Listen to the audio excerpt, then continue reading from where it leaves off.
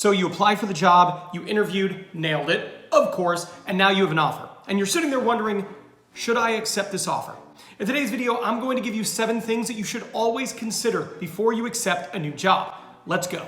Now, the first thing I want you to consider is this a better opportunity or just a different opportunity? It is really easy to become frustrated or dissatisfied or disenfranchised with your current role and start looking elsewhere. And you apply, you get excited about a new opportunity, they extend you an offer. But do you really consider whether or not it is truly better? What's important to you? Is it work-life balance? Is it advancement? Is it development? Is this truly better or is it just different? Before you say yes, before you accept an offer and give your 2 weeks notice, you really should evaluate what really matters to you. My advice, write a list of the 5 to 10 things that matter most in an opportunity. Compensation, growth, manager, culture, flexibility, whatever it is that matters to you, write a list, and then I want you to go down and put the company that extended you an offer right here, your current company, and then put a check on which side has better. And this could be a really good way to help you evaluate, is this truly better or is it just different? The next thing that you need to consider is your financial stability.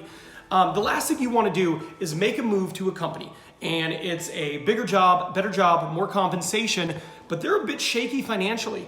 You get there 2 to 3 months in and they decide to reduce headcount specifically in your department. And you are a newer person, right? So last in, first out, you might be more highly compensated. If the market is really competitive, maybe you're paid more than some of their current people in the exact same function. I can tell you from someone who has worked in the talent acquisition space for the last 13 years, that when it comes down to laying people off, the first thing they're going to consider is performance. They're going to keep their stellar performers. But outside of that, they're going to look at tenure, who's been there, cost of the employee. So if you move to a company and their financial situation is a bit shaky and they decide to make some decisions about reducing the workforce, you as a new person could be on a cutting block. So whenever you accept or think about accepting a new offer, you need to make sure they're in good financial standing so you don't find yourself in a really tough situation 2 months down the line. The next thing I want you to consider is employee longevity and growth. So this is a really important one, but what I would advise you to do is I would advise you to go to their LinkedIn, search the company, look at the current employees, and then look at like a handful of their profiles, like 5 to 10. How long have those people been there? Have they been promoted since they've been there? It is really easy to get excited about a new job and be like, yes, this is a great opportunity. But if you want to stay there for any serious amount of time, you probably want to know, are there people staying? Are there people growing? Are there people promoting? Or do you see a bunch of people who've been there a really short amount of time and people who've been there for a long time, but they're not experiencing growth, development, and career advancement? Those are really important things, and I'd always consider that before accepting a new job opportunity. This seems like an easy one, but I think sometimes it can be easy to skip over this when you're looking at everything else. But is this a manager you could see yourself working for and partnering with? It's really easy to be like, man, more money, bigger title, great company. But I can tell you, none of these 3 things is gonna matter if you hate your manager or you hate working with your manager. So one of the things you should always consider is this a manager that I want to work for? I would go as far to say it is better to work for a bad company and a great manager than for a great company but a bad manager. So make sure that's a manager you could see yourself working for. The next thing you need to ask yourself was, were there clear examples of the things that matter to me being demonstrated by the company in my research and in the interview, right? So what matters to you? Is it diversity, work-life balance, culture, growth? When you're in the interview, do you see these things? For example, if diversity is really important to you and then you get into the interview process and every single person you talk with, from first round to last round to the middle to panel interviews, they all look the same and there's a huge lack of diversity, well, then they're not demonstrating something that is critical to you. What about development? You go and you look at these LinkedIn profiles and these people aren't advancing. You talk to the people in the interview and you ask, how long have you been here? What is your favorite thing you've done? You're asking them questions and it becomes clear to you that they've not experienced any growth here.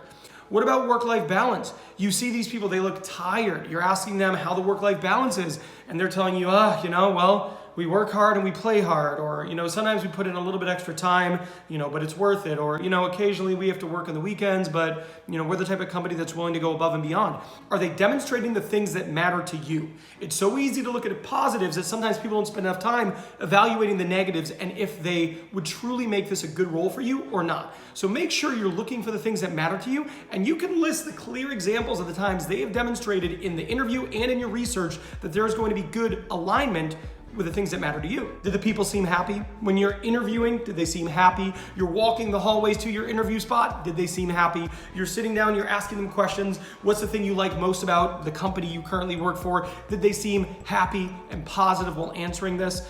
I think some people go into interviews and they're in the zone and they're focused and they're like, all right, I just spent like 10 hours binging Ben Talks Talent content and I am ready to crush this interview. But when you're looking and you're walking through those hallways and you're in those interviews, don't forget to pick up on the energy that other people are giving off. Are they happy? Are they content? Are they glad they are there? Are they working in an environment that motivates them?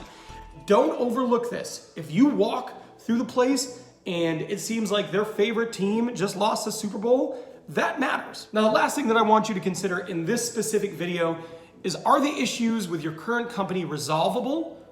Did you even ask, right? So you probably have a really good reason for leaving. Maybe you don't like working with your boss. Maybe there's not work-life balance. Maybe you don't think there's the advancement opportunity to grow into a different role.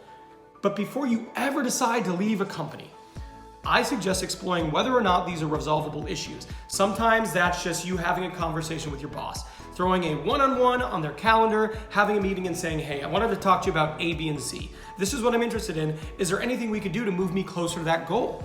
And if you haven't done that, if you haven't truly explored that, you might want to consider doing that. I've talked to people who say, yo, I love my company. I love it. It is a great company, but they can't do this, so I've got to leave.